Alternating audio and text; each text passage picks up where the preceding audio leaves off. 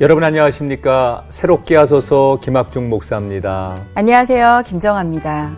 목사님, 네. 오늘 제가 목사님께 이런 질문을 한번 드려보고 싶어요. 어떤 질문이요? 부부 사이에 네. 가장 서로 하기 어려운 말이 어떤 건지 아세요? 어떤 말이 가장 어려울까? 네. 저 같은 경우는 네. 사랑에 그런 말들이 어려우세요? 아니 그런 거는 네. 잘 해요. 아, 네네. 네, 저희는 잘 하는데 오히려 이렇게 사과하는 거 있잖아. 미안해. 뭐 이런 거 내 잘 잘못이야. 안 이런. 되더라고요. 사랑에 이런 표현을 또 잘하신다고 하시니까 네. 근데 사실 오글거리고 좀 간지러워서 이런 말씀 잘 못하시는 분들도 종종 있으시거든요. 그럼요. 네. 근데 한 설문조사에 따르면 이 사랑해 뭐 미안해 이런 말보다도 부부간에 서로 하기 힘든 말이 바로 칭찬이라고 합니다. 맞다. 네. 왜냐하면 이 부부관계라는 게 너무 가깝다 보니까 맞아요. 편하다 보니까 네. 어떻게 보면 불평거리, 불만거리 이게 너무 편한 사람끼리 또 나올 수 있는 네. 하나의 잘못된 습관 같은 거죠. 네. 그래서 이 부부라는 것은 정말 가깝기도 하지만 먼 사이가 부부라고 하잖아요. 맞아요. 네. 근데 오늘 나오실 분들은 바로 이런 일반적인 부부관계를 역행하고 계신 분들입니다. 그래요? 네. 믿음으로 한 곳을 바라보고 또 이렇게 서로가 서로를 아낌없이 칭찬하고 계신 부부를 만나보실 텐데요. 네. 먼저 화면으로 만나보시죠. 이 땅에서 이방인으로 살아가는 중국 동포들. 사회의 부정적인 시선으로 하루하루 힘든 시간을 보내고 있습니다. 편견과 싸우는 그들에게 복음을 전하는 사람들이 있습니다. 한중사랑교회 서영희 목사와 이상부 장로. 평범한 주부였던 서영희 목사는 40이 넘은 나이에 목회자의 길을 걷게 되었습니다. 처음엔 거리를 두는 중국 동포들에게 다가가기 어려웠지만 물심양면으로 지원하는 남편 이상부 장로와 함께 환한 미소로 중국 동포들에게 복음을 전했습니다. 낯설어 하던 중국 동포들도 점차 마음의 문을 열고 주님을 알게 되었습니다. 지극히 작은 자에게 한 것이 곧 나에게 한 것이라고 하신 주님의 말씀을 따라 오늘도 섬김의 자리로 나아가는 부부, 서영희 이상부 부부를 만나봅니다.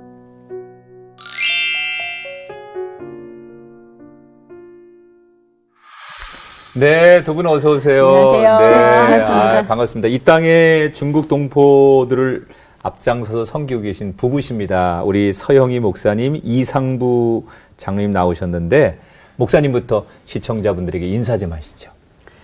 네, 안녕하세요. 저는 국내에 거주하는 중국 동포, 외국인 근로자로 한국에서 체류하는 중국 동포를 섬기는 교회 한중사랑교회 담임 목사 서영희 목사입니다. 서영희 목사님. 네. 네, 남편 되시는 우리 이 장로님. 네. 저도 같이 아내인 서영희 목사와 같이 한중사랑교회를 섬기고 있는 이상부 장로입니다. 네. 두 분이 지금 하고 있는 사역이 어떤 사역인지 우선 얘기를 좀 듣고 싶어요. 서 목사님 어떤 사역을 하시는 겁니까? 저는 이제 한중사랑교회를 담임하고 있는데요. 네. 우리 한중사랑교회는 국내에 체류하는 외국인 근로자들을 섬기고 있는 교회입니다. 네. 그리고 특별히 동포 체류 지원센터를 통해서 법률 상담, 임금 체불, 네. 뭐 이제 그런 여러 가지 행정 지원들, 한국에 네. 체류하기에 필요한 여러 가지 제반 여건들을 저희들이 도와주고 있고, 네. 특별히 외국인으로서 나그네 되어서 한국에서 거주할 자리가 처음에는 없습니다. 네. 그래서 숙소를 통해서 이제 하루에 한 달에 매일 한 120명 가까이 숙소에 거주할 수 있도록 네. 숙소를 운영하고 있고, 그렇군요. 예, 그것을 이제 많이 이용하고, 또한 뭐 여러 가지 제반, 어린이 동산, 그리고 한중사랑 학교, 뭐 등등 한국에 거주하는 우리 동포들에게 필요한 모든 것들을 우리 교회에서 이제 좀 함께 제공하는 든든한 울타리가 되시는군요. 그러니까 네, 이게 네. 보니까 뭐 네. 가정 상담도 하시고 알코올 중독 상담, 글쎄요. 뭐 네, 진짜 네. 이런 것도 다 하고 계신데 네. 그러면은 지금 네. 그 교회에서 함께 하고 계신 동포분들이 어느 정도 되시는 건가요? 몇 분 정도 계시나요? 저희들은 이제 우리 교회 소개를 네. 하면은 2001년도에 설립이 되어서 지금 네. 현재 한 17년째 되고 있는데요. 네. 이제 등록하신 분은 17,000명이 넘고요. 네. 그런데 이제 비자가 끝나면 이제 돌아가야 되는 그런 그렇군요. 이제 네. 상황이니까 네. 한 2,3,000명 되는데 네. 이제 이분들이 매주 예배를 드릴 수 있는 형편은 안 되고요. 네. 그래서 뭐 격주로 한 달에 한 번씩 이렇게 해서 저희에게 이제 예배드리러 나오는 인원은 한 매주 600명에서 700명 그 사이에 이제 적은 매주 숫자가 예배를 아니네요. 드리고 네. 있습니다. 네. 네. 유동성이 좀 있지만 네, 심하다. 또 그 나름대로 가치가 있는 사역을 하고 계신데 네. 우리 남편 되시는 이상부 장로님은 주로 교회에서는 어떤 사역을 감당하고 계십니까? 우리 이제 목사님 스타일이 전력 질주하는 그런 네. 스타일. 네. 목회를 향해서 네. 제가 별명을 뭐 개슈타포다.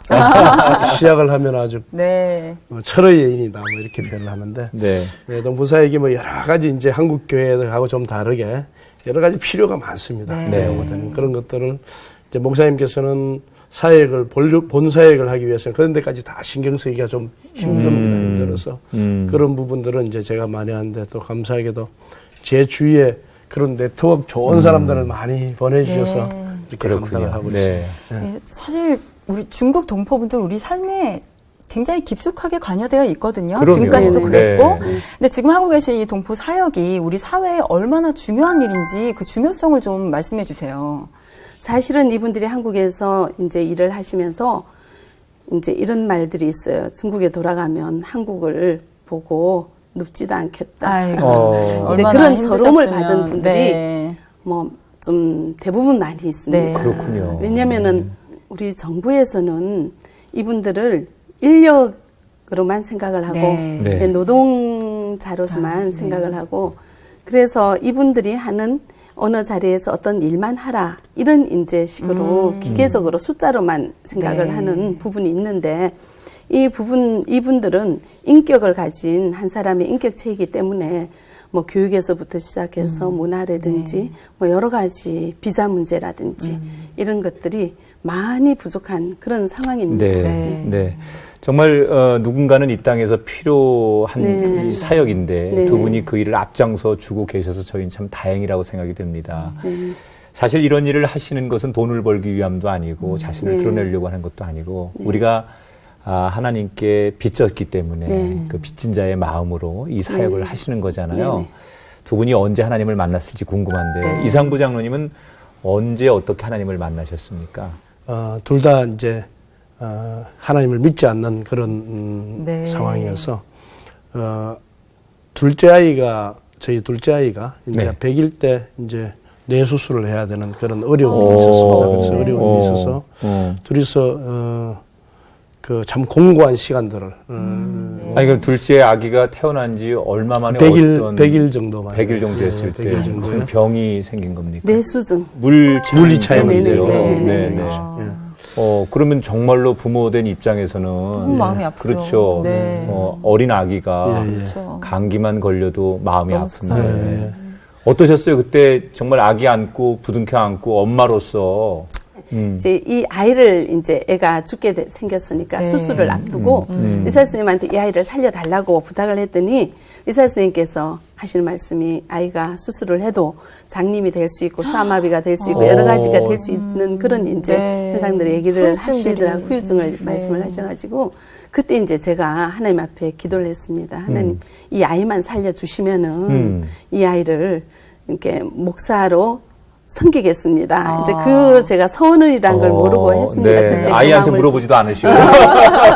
그때 이제 저는 목사는 인생이 없는 인생이라고 생각을 하고 그렇게 살아도 좋겠습니다. 너무 간절했던 그죠, 거죠. 간절했던 엄마의 거죠. 입장에서는. 그 정도 제가 신앙이 없을 때였는데 네. 그렇게 이제 기도를 했습니다. 근데 이제 우리 장로님은 그때 또 되게 마음이 힘들었다고 해요. 그러니까 엄마는 이제 이 아이만 고쳐주시면 네. 내가 이 아이를 하나님의 종으로 드릴 마음이 있습니다. 이렇게까지 기도하셨다고 네. 했는데 예. 장로님도 혹시 그런 마음으로 기도하셨는지 아이를 위해서. 저도 기도를 했어요. 네. 뭐 신앙이 전혀 없는 상태에 이제 제 친구가 어떤 교회에 같이 가서 기도하자. 지금 네. 가봐보니까 그때가 수요 예배 같은 데서 기도를 하고 이렇게 왔는데도 뭐 전혀 그런 느낌이 없었고 그 당시 느끼기에는 죽는다 내지는 살아도 거의 뭐 제대로 인간 구실을 못한다는 생각을 네. 이제 우리 부모님들하고 다 같이 하고 있게 됐었죠. 네. 그래서 저는 이제 수술을 하고 바로 지금도 그 자리가 있던데 서울대학병원 그 소아과 그 바로 위에 벤치가 하나 있습니다. 네. 그때가 겨울이었는데 겨울 밤에 이제 그 벤치에 올라오니까 너무 힘들고 어려워서 제가 거기서 통곡을 했어요. 밤 한 11시쯤 됐나. 그 추운 겨울에. 춥고 조용한 밤에. 네. 근데 그 짐승이 부러지는 그런 목소리로 제가 울었던 것 같아요. 어떤 건지 알 것 같아요. 그래서 앞으로도 짐승들도 새끼들한테 음이 있을 때는 옆에서 물어보면 안 되는구나. 그 생각을 제가 그때 할 정도로 그렇게. 그러니까 아빠로서 그냥 그 자녀를 생각하면서 할 수 있는 게 없으니까. 그렇죠. 아무것도 토해내는 거겠죠. 우리 온 가족들이 이제 전부 그 수술실 앞에서 이렇게 있는데 전부 다 밥을 못 먹고 12여 시간을 이제 이렇게 있는데 이 서 목사님은 그 당시에 막 아침밥도 잘 먹고 아주 그 담대한 오히려 표정으로 정말, 이렇게 한 거예요. 뒤에 얘기를 들어보니까 한참 뒤에 그때 하나님을 만나신 것 같아요. 하나님께서 확신을 주셨다고 그래요. 울부짖고 기도하시다가 확신을 주셨고 그래서 낫는다는 확신을 가지고 있었고 이게 참 추운 어려웠어. 겨울이 지나야 또 따뜻한 봄이 온다고 하잖아요. 그래서 지금 아드님의 건강은 어떠실지 궁금해요. 이렇게 열심히 부르짖고 기도를 하셨는데 그 이후의 상황이 또 궁금하거든요. 지나고 보니까 하나님 참 계획 가운데 네. 참 그렇게 했었는데 고등학교 졸업하고 대학교 시험 볼 때까지 계속 그 후유증으로 결국 그때 수능 시험을 혼자서 봤어요. 양호실에서. 계속 1년에 한두 번씩 그 장기 입원을 하고 이제 그렇게 되었죠. 고3 때도 그때 꽤 오랫동안 이제 입원을 하고 시험 볼 때 나와서 그랬는데 그렇게 하고 난 뒤에 대학교 다닐 때부터는 한 번도 아픈 적이 없었습니다. 아픈 적이 없었고, 그 다음에 물론 뭐 간혹 가다가 이제 입원을 하는 경우, 그거는 뭐 제가 볼 때는 일상적으로 있는 일인데, 하나님께서 그 고등학교 때까지 그렇게 아프게 하시고, 지금 이제 신대원 졸업해서, 신대원 졸업해서, 올 10월 달에 목사 안수 받습니다. 그럼 어머니가 그때 100일 된 아기 놓고 서원하신 기도가 이루어진 거네요. 그러네요, 진짜. 네네네. 그래도 근데 엄마는 그렇게 기도했어도 아까 제가 농담 삼아 본인한테 안 묻지도 물어보고 않고. 엄마가 그렇게 했는데 본인이 안 하겠다고 하면 또 그것도 어려운 일이었는데 어떻게 아드님이 또 엄마의 기도 내용을 알고 그렇게 잘 따라오신 거예요? 그렇죠. 이제 우리 온 식구가 다 신앙생활을 하니까 아이도 이제 주님 안에서 성장하게 되었고 이 아이가 이제 고등학교 때 수련회 갔을 때 하나님으로부터 그런 또한 본인이 은혜를 받고 선을 하는 그런 이제 과정이 있더라고요. 모두가 주님만 바라보고 사는 가정이니까 이 아이도 이제 계속 주님 앞에 신앙을 고백하며 살아갈 때 성령께서 친히 그 마음에 주님께서 친히 그 마음에 또 감동을 주시고 하도록 하셨어요. 저희가 듣기로는 처음 신앙생활을 시작하셨던 게 시어머니의 권유로 근데 그때는 그냥 교회만 다니셨었던 거고 아드님이 아프시면서 또 뜨겁게 하나님을 또 다시 만나신 거예요. 네네네네. 그리고 또 그 서원했던 아들이 또 장성하여서 기도대로 목회자가 되었어요. 네. 참 든든하시고 뿌듯하신 마음이 있으실 것 같은데 어떠신가요? 그렇죠. 그래서 이런 고난을 주시니다 하나님이시요. 이루어 가시니다 하나님이시요. 오직 주님 안에 우리가 살아가는 인생인 것 같습니다. 아니 그 둘째 아드님 그 100일 때 그렇게 정말 오래 못 살 것 같았던 그 둘째 아들이 이렇게 이제 잘 자라서 목사가 된다고 하니까 저희가 괜히 뿌듯하고 보고 싶은데 그러니까요. 그 아드님 이름이 어떻게 되죠? 둘째 아들이? 이준희. 준희. 준희 어떻게 지금 준희 강도사입니다. 이준희 강도사님이 부모님께 아마도 너무 자기도 감사하고 감격스러워서 사실 깜짝 영상 하나를 보냈어요. 지금 두 분이 모르실 텐데 아드님이 부모님께 보내는 영상이 하나 와 있는데 같이 한번 좀 볼게요. 네, 우리 이준희 강도사님 아드님 영상입니다. 안녕하세요. 막내 준희입니다. 자주 찾아뵙지도 못하는데 이렇게 영상 편지로 인사를 드리게 되네요. 지난 3대를 돌아볼 때 참 감사한 마음이 큰데 그거를 잘 표현하지 못하는 것 같아요. 항상 같은 자리에 계셔 주셔서 같은 자리에서 늘 사랑해 주시고 또 늘 힘이 되어 주셔서 감사드립니다. 이제 10월에 목사 안수를 받게 되는데 삶들을 돌아볼 때 변함없이 사랑해 주시고 또 기도해 주시고 옆에서 힘이 되어 주셨기 때문에 크고 작은 어려움들을 잘 헤쳐나가고 또 열심으로 사역하면서 전진할 수 있지 않았는가 생각해 보게 됩니다.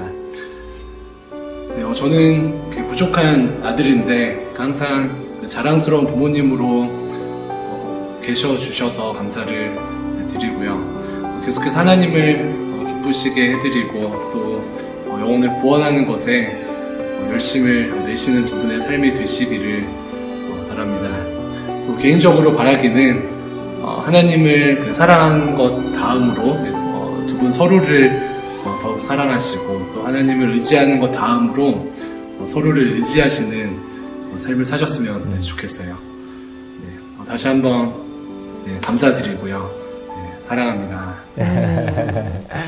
아유, 아니 그 100일 된 아기가 정말 병실에서 뇌수술 받을 때 절망적이었고 그 짐승이 부르짖는 부르짖음으로 절망했던 그 아버지 어머니 앞에 저렇게 장성한 아들이 사랑한다고 고백하는데 뭐 어머니 지금 울고 계시고 아버지도 마음이 찡하실 텐데 어떠세요? 지금 아들 편지 받아보니까. 제가 이제 우리 아들이 저렇게 아파서 신앙생활을 이제 절실하게 이제 주님 의지하게 되었고 그러면서 지금 사역하기까지 정말 내가 아이를 보살피는 것보다 더 사역에 많이 매여 있었고 많이 보살피지 못했어요. 그래서 참 미안한데 저절로 자라주고 하나님께서 직접 키워주셔가지고 참 신앙이 좋아요. 또 사역을 잘 할 것 같아요. 아니 굉장히 성숙해 보이고요. 네네네. 또 은혜스러워 보이고. 제가 또 굉장히. 목사지 않습니까? 네. 목사를 또 알아보는 눈이 있잖아요, 제가. 네.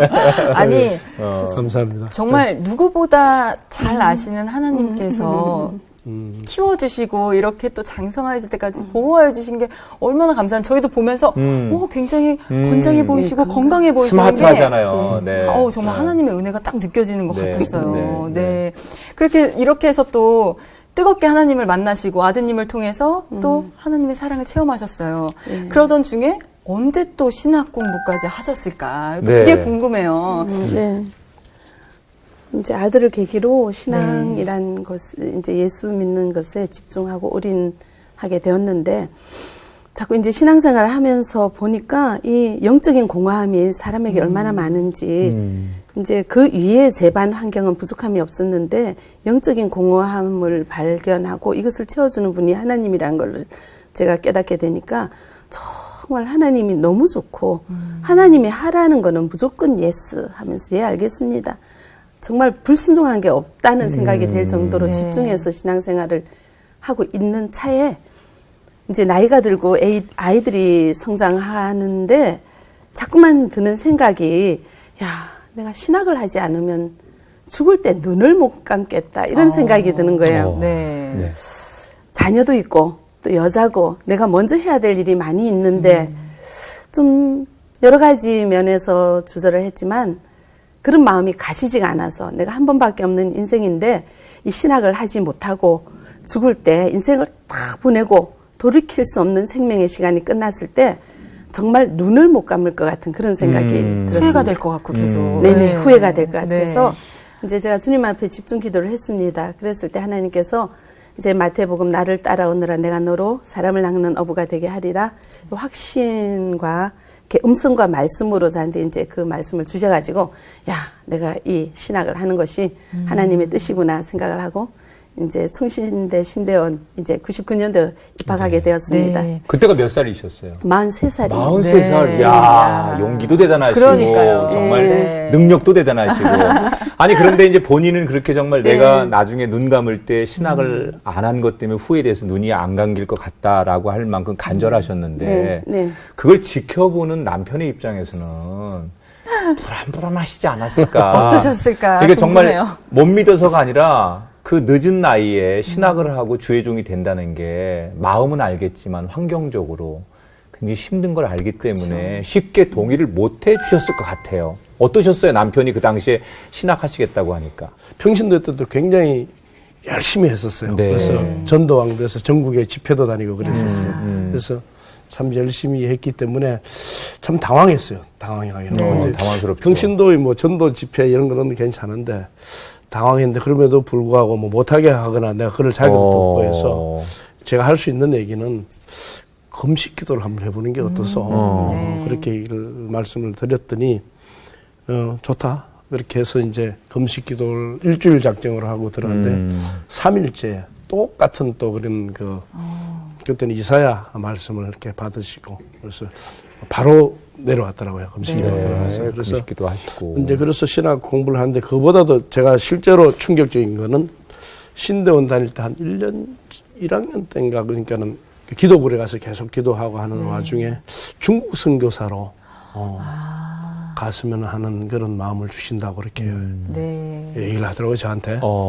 그때 애들이 중학교, 고등학교 학생들이 환경적으로 정말 신학하고 그런 과정을 밟는 게 쉽지 않을 때 아이들이 중고등학교면 엄마가 뒤에서 한참 도와줘야 되는 중국 때인데. 선교사로 얘기를 해서 저는 뭐 참 이렇게 난감했죠. 난감한 그런 상태에서도 또 제가 어떻게 왜 지금까지 이제 우리 서목사를 향한 하나님께서 어떤 계획들과 이런 부분들이 정말로 한 점의 오차와 이런 거 없이 계속 이루어왔기 때문에 그냥 듣기만 하고 그러냐고. 이렇게 하고. 아니, 훌륭한 장로님이시네요. 가만히 순종하고 계셨으니까. 아니, 그래서 그 중국 선교에 대한 비전을 또 받으셨어요. 그랬는데 그걸 또 결정적으로 결정하기까지 또 누군가를 또 만나셨다고 들었거든요. 그렇죠. 네. 이제 저도 나도 모르게 중국 선교를 해야 되겠다는 내가 왜 신학을 할까 모르잖아요. 근데 하나님께서 어떻게 인도하실까 이제 생각을 하다가 중국 선교를 하고 싶다는 마음이 들었습니다. 그런데 참 애매하다, 막연하다 이런 생각을 했는데 제가 이제 양지로 이제 가게 공부를 하면서 기숙사 생활을 하니까 이 가정을 도울 도우미가 필요한데 입주 가정부가 필요한 거죠. 근데 한국 사람이 없고 그때 이제 만난 우리 가사 일을 도와줄 도우미가 중국 동포였습니다. 이제 저는 그때 중국 동포를 맨 처음 봤고 이 만난 이분은 중국에서 17년 동안 교장 선생님을 하신 분이었어요. 그러시군요. 공산당 간부 30년 하신 분이 우리 집에서 이제 가사 도우미로 해주셨는데 제가 이제 전도를 늘 하는 이제 밥 먹듯이 전도를 하는 그런 이제 습관이 훈련이 돼 있어가지고 이분한테 예수를 전하고 1:1 양육을 하고 집에서 이제 이렇게 계속 공부를 가르쳤어요. 그랬더니 이분이 그 당시에 이제 17년 전이니까 불법으로 계시면서 굉장히 불안해 하셨어요. 그러니까 중국에서는 법을 지키라고 가르치는 선생님이셨는데 이분이 한국에서 불법으로 돈을 벌기 위해서 신분을 숨기면서 숨어 있어야 되는 이런 상황이 너무 불안해서 늘 밤에 수면제를 먹어도 잠이 안 올 정도로 힘이 들었는데 내가 전한 예수를 영접하고 주님을 생각하고 성경 말씀을 배우면서 말씀을 품고 있었더니 전도사님 나 이 약 안 먹어도 잠을 자요. 모든 게 이렇게 다 이렇게 해방되어지는 영적인 안식을 누리는 거죠. 그러니까 이분이 이제 하시는 말씀이 그땐 전도사였죠. 전도사님, 이 좋은 거를 내가 가장 사랑하는 사람에게 나누고 싶다는 거예요. 누구냐고 했더니 동생 올케래요. 그래서 이제 모시고 와라고 해서 제가 이제 우리 집에서 영접을 했고 우리 집에서 이제 성경 공부를 하기 시작했습니다. 그랬더니 이분들이 매주 와서 성경 공부를 하면서 너무 좋아하시고 그래서 이제 이분을 제가 다니는 우리 이제 대강교회 제 모 교회죠. 굉장히 우리 목사님 훌륭하신데 거기서 이제 같이 이제 예배를 드렸습니다. 그런데 이제 그 한국 사람들의 신앙 수준은 굉장히 성숙돼 있고 또 우리 목사님이 전한 말씀 굉장히 이제 수준이 높지 않습니까? 근데 이분들은 이제 언어 잘 안 통하고 수준이 안 되니까 이제 하시는 말씀이 우리끼리 하는 공부는 쉬운데 이렇게 한국계 이제 되게 훌륭한 목사님 말씀도 조금 듣기가 어렵다고 해서 이 중국 이제 교장선생님 했었던 분이 나한테 이제 제안을 하는 거예요.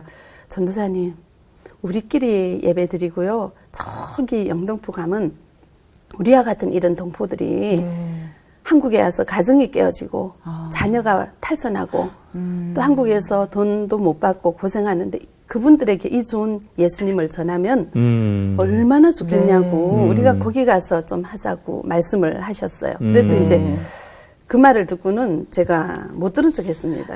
왜냐면 교회를 개척하는 거잖아요. 네. 내가 할 수 있을까 고민을 했는데 기도하면서 이사야서 6장 8절 말씀 주시고 누가 우리를 위하여 갈고 하실 때 내가 여기 있나이다. 나를 보내소서. 이사야의 소명을 받아서 제가 이제 그 가리봉동 우리 성도 집에서 방에서 그렇게 예배를 드린 것이 2001년도 2월 18일이었고요.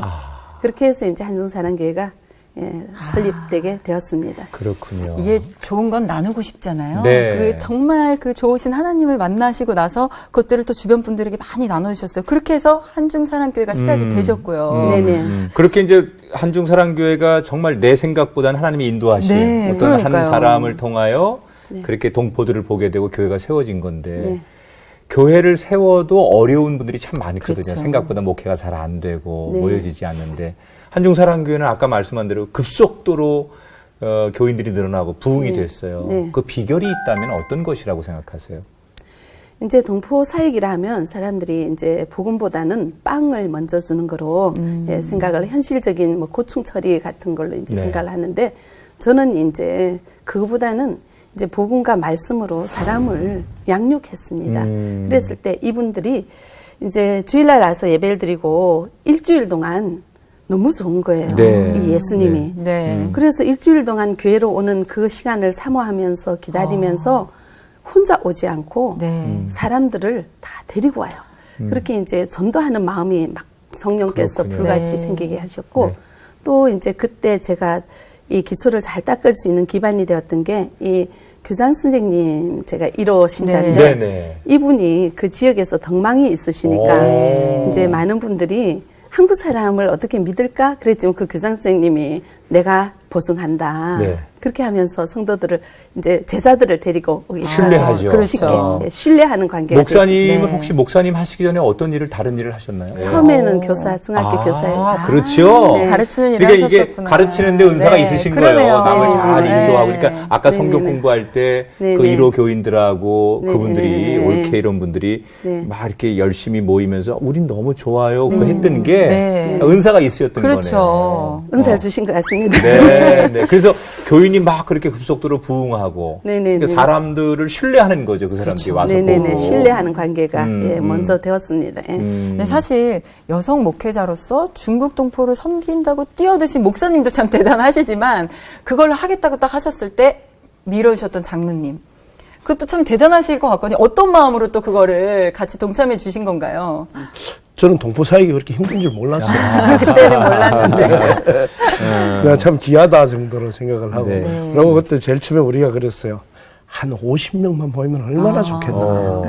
선교사가 저한테 그랬어요. 우리 한 50명만 모이면 최대 성공이다 그러는데 금세 50명, 100명 이렇게 네. 이렇게 하나님께서 같이 그랬군요. 하시고. 네. 그래서 우리 장로님께서 이제 아내 되시는 목사님이 이 중국 그 선교하시겠다고 하니까 예배 공간이 필요하잖아요. 네, 그렇죠. 그러니까 오피스를 사서 네. 세 채를 연결해가지고 야. 거기다가 예배를 드릴 수 있도록 물질적인 거, 네. 물심양면으로 도와주셔서 지금 한중 교회가 된 거고 네. 그렇게 이제 사실 사람들이 변하고 행복해하는 모습을 보면 제일 기쁘잖아요. 보람이 있고 목회라는 거. 네네네. 그러나 반면에 목회하면서 또 참 우리 사역자들이 힘들 때가 있어요. 언제 목사님에게 이게 정말 내가 고비구나라는 생각이 드셨는지요? 제일 처음에 이제 저희 교회가 처음에 개척했을 때는 모두가 불법 체류 신분이었습니다.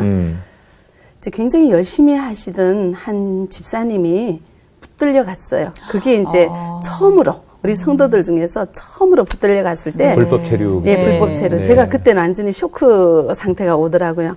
그러면서 하나님, 이분들이 한국에서 편안하게 거주할 수 있도록 안 도와주시면 어떡합니까? 하고 되게 이제 기도를 했었는데, 그때가 제일 힘들었고, 그 다음에 이제 두 번째로 또 힘들었던 때는 교구장으로 섬기는 분이 이분도 또 불법이었습니다. 네. 그것은 한 2008년도 정도 있었던 일인데요. 이제 새신자를 돕다가 그 새신자의 어려운 점으로 인해서 연결고리가 돼서 경찰이 우리 교구장님 집에 찾아와서 이분을 표적 수사해서 봤더니 불법이니까 중국으로 강제 추방을 해버린 네. 그런 일이 있었습니다. 그리고 이제 또 우리 교회 사랑의 집에 불법 체류하시는 분들이 조금 있잖아요. 불법 네, 체류자들. 네. 저는 이제 그 불법 체류를 이제 보살펴 주면서 그분들이 탈선하지 않도록 하면서 이렇게 출국해서 다시 합법을 할 수 있는 그 마음이 들도록 잘 선도를 하는 입장에서 이제 모시고 있었는데 이제 신고해서 경찰이 사랑의 집에 와서 그분들을 이제 잡아갔을 때 네. 되게 마음이 아팠는데요. 그렇죠. 그런데 이제 하나님께서는 그런 일들이 네. 전화이복이 되게 해주셔가지고 네. 그래요? 예, 그 전에는 이제 제가 그냥 좀 얌전한 성격이고 사역만 열심히 이렇게 하다 보니까 우리 한중사랑교회가 있다는 걸 외부에 알리지를 않았어요. 네. 그랬더니 그 우리 경찰에서 와서 이분들을 잡아가면서 뭐 조그만 교회에 들어오면 어떤가 뭐 이제 그런 말씀을 또 쉽게 생각을 한 거죠. 네. 만약에 그런 범법자가 있고 그러면은 일단 이제 교회 협조를 먼저 구하고 물론 불법 체류자는 가야 되지만 인도적인 차원에서 처리하는 것도 또한 필요한 문제인데 그런 이제 좀 무시당하는 함부로 대접받는 네. 예, 이런 느낌이 있었는데 그래서 이제 관계기관에 찾아다니면서 선처를 또 요구를 했고 경찰서장님도 이제 직원을 보내서 이제 경찰이 와서 다시 사과를 하는 그런 과정을 통해서 이제 우리 교회가 좀 든든하게 좀 세워지는 계기가 됐었고요. 기관들이 네네 도와주는 오히려 여기를 네네. 잘 선하게 예, 사용할 선. 수 있도록 행정적인 도움을 주셨군요. 네네. 그리고 출입국에서 이제 한번 우리 불법 체류자를 잡아갔을 때 출입국 소장님을 우리 장로님하고 같이 찾아갔는데 그때 이제 법무부에서 우리 교회를 알게 되고 그 당시에도 뭐 400~500명 넘게 모이는 이런 교회니까 이렇게 크게 하시는 데가 있냐고 그러면서 야 우리가 많이 도와드려야 되겠다 하면서 그렇게 스스로 직원들이 우리를 이렇게 올려주시고 해서 법무부 지정 동포체류지원센터가 되도록 많이 도와주시는 그런 이제 계기가 됐습니다. 참 마음이 아파서 주님 앞에 기도했더니 하나님께서는 그러네요. 예, 그렇게 마음 해주셨어요. 아팠던 순간이 아니라 오히려 그 고비를 네. 통해서 네. 은혜가 네. 임했던 그런 네. 시간이네요. 정말 또 다른 네. 선물을 주셨네요. 그런데 또 최근에 좀 사드 배치 문제로 아, 한중 관계가 이게 또 좀 요즘, 어려워지고 네. 있어요. 근데 워낙에 또 중국 동포분들 많이 만나시니까 그런 것들을 또 가깝게 느껴지실 것 같거든요. 네네네. 어떠신가요?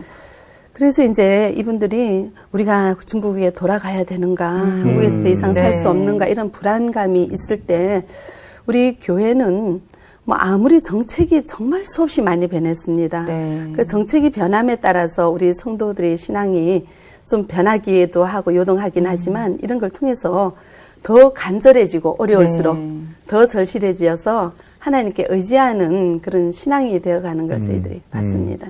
네. 어떻게 보면 참 이렇게 이방인들을 섬긴다는 그렇죠. 게 네. 굉장히 어려운 일인데 그 네. 일을 참 지혜롭게 잘 하고 계시고 네.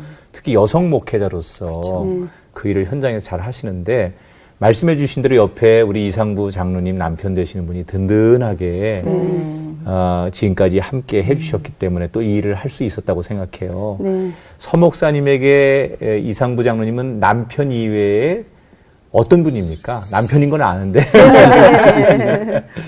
저는 이제 지금까지 사역하면서 항상 같은 마음으로 같은 곳을 바라보고 함께 동력하는 이렇게 든든한 이렇게 같은 영혼이라는 생각이 들어요. 한 영혼이다 이런 생각이 듭니다. 부부 일심동체라는 말이 네. 두 분에게 딱 어울려지는 그러게요. 얘기죠. 네네네. 네. 또 근데 이런 말을 들으시고 또 답례를 안 해주실 수 없으시잖아요. 네. 목사님은 또 어떠한 존재이신지 고마운 것들 또 마음껏 표현해 주세요.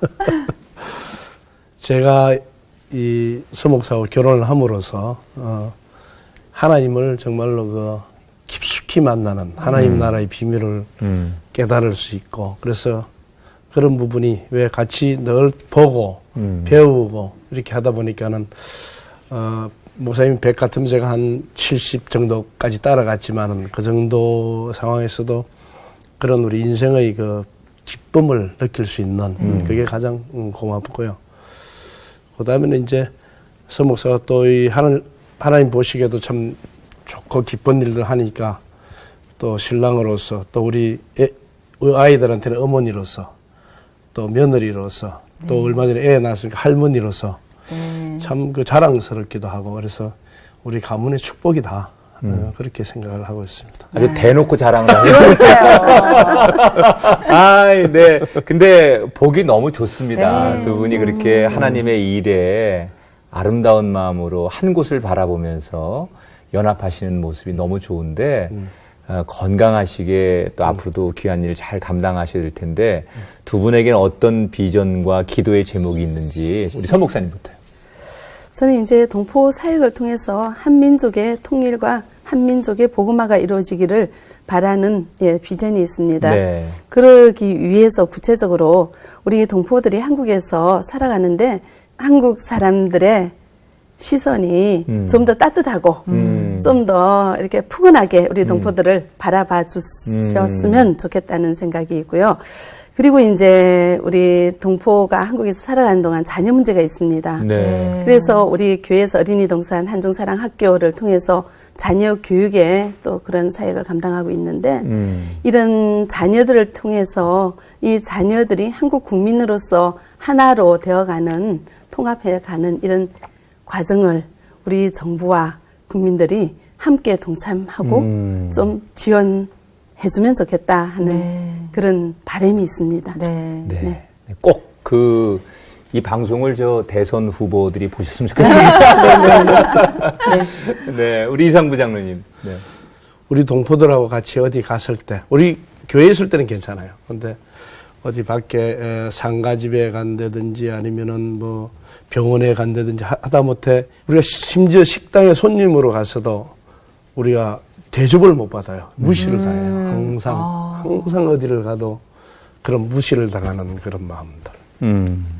그게 참 힘들죠. 그래서 우리 국민들이 물론 언론에 좀 어려운 일들이 간혹 생기기는 하나 대부분의 사람들이 선량하고 우리 동포입니다. 실제로 그 어른들이 전부 정부의 어떤 그런 정책에 의해서 또는 독립투사로서 그렇게 후손들인데 그런 어떤 동포애로서 그냥 외국인이 단순히 외국인으로만 할 게 아니고 외국인 근로자로 대접할 게 아니고 외국인 근로자라도 그렇게 하면 안 되죠. 그렇죠? 예. 우리 동포로서 좀 더 안아주고 그런 가슴으로 그렇게 해주셨으면 좋겠고 맞습니다. 또 우리 동포 우리 교회 표가 한 사람의 세신자가 한 사람의 선교사로 양육되고 파송되는 교회인데 우리 동포들이 결국 우리 열방의 어떤 목표인 중국 황금어장 아닙니까? 거기서 어떤 하나님 계획 가운데 큰 일을 하실 걸로 이렇게 믿고 또 그렇게 기도하고 있습니다. 또 그리고 목사님 말씀하신 대로 우리 통일 시대에 우리 동포들이 한국 사람과 북한 사람의 중간쯤 성정이에요. 예, 그러니까 우리가 동포를 사역을 해봤기 때문에 그 통일 시대 우리 교회를 하나님께서 참 귀하게 교두보로 쓰지 않겠느냐. 또 써주십시오 하는 기도 제목을 가지고 있습니다. 혼자서 하는 것도 참 귀하지만 두 분이 함께 하모니를 이루어서 그리고 참 저희가 부끄럽게 생각하는 것은 동포인데 우리가 너무 조금 무관심하고 그저 마음으로만 우리가 공감하고 행동하지 못했구나라는 생각을 하게 되네요. 두 분이 그런 깨달음을 주셨던 것 같고 많은 분들이 오늘 또 새로운 마음으로 두 분의 사역을 바라보고 또 결단하지 않을까 그런 생각합니다. 두 분이 더 많이 이 하나님 앞에 그리고 우리 중국의 동포들을 사랑할 수 있는 앞선 선지자들이 되길 저희가 기도하고 응원하겠습니다. 늘 평안하십시오. 오늘 함께해 주셔서 고맙습니다. 고맙습니다. 이 땅에서 소외받는 동포들의 친구로 엄마로 아빠로 살아가고 계시는 서영희 목사님, 이상부 장로님. 참 서로 출발지는 달랐지만 하늘나라 도착역을 바라보면서 이렇게 아름답게 함께 걸어가시는 모습을 보면서 참 하나님이 기뻐하시는 아름다운 부부의 모습이요. 또 참된 빛과 소금이 되는 아름다운 멋진 가정이지 않을까 하는 생각을 해봤습니다. 네. 오늘 저는 두 분의 고백을 들으면서 저 자신을 비롯해서 많은 우리 그리스도인들이 점점 예수를 아는 전문가 또 예수를 많이 아는 정보 이런 것으로 만족하고 있는 사람은 아닌가.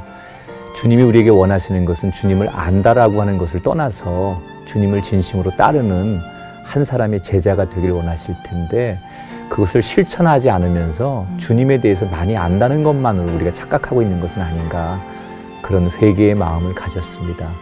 우리 모두 주님을 아는 전문가 또는 지식으로 아는 것으로 만족하지 말고 정말 주님의 그 말씀 앞에 따라가는 순수한 그 한 사람이 되었으면 좋겠다라는 생각을 해보게 됩니다. 새롭게 하소서 오늘 여기서 인사드리고요. 다음 시간 다시 찾아뵙겠습니다. 여러분 고맙습니다.